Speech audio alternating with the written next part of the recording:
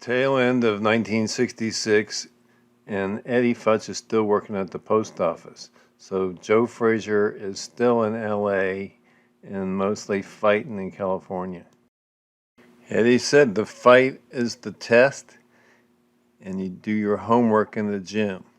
So he set about giving Joe Frazier the test every 2 months approximately.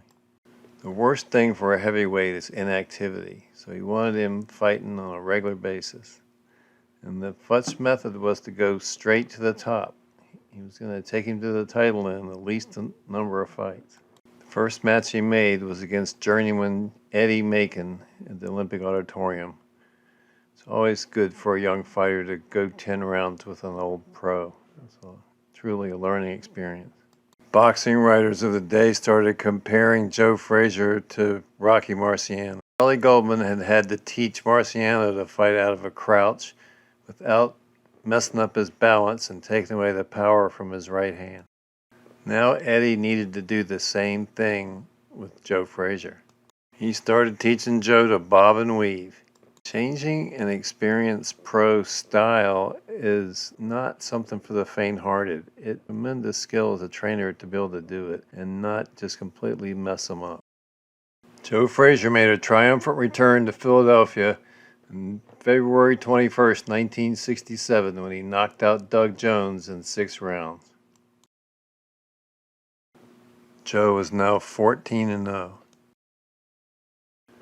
Also in February of 1967, Muhammad Ali retired. Ali fought his last fight against Zora Folley March 22nd, 1967. And on that night, I believe he showed he was on a different level than any other heavyweight in the division. Not bothering Foley, apparently.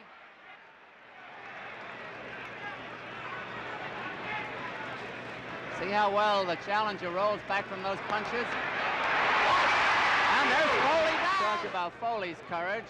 The champion has plenty himself. There's no question about that. And then he was gone. Remember the Tournament of 8? That started in 1967. See the link in the description below. Eddie had Joe in LA fighting the likes of Scrap Iron Johnson, still going to school. Later, Eddie hired Scrap Iron Johnson to be Joe Frazier's sparring partner.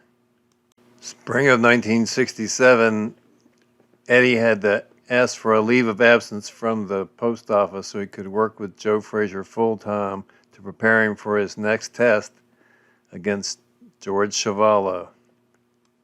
Already you can see Joe getting under more shots, and his punch output was just tremendous. He overwhelmed Chuvalo in 4 rounds. And so the making of Joe Frazier continued.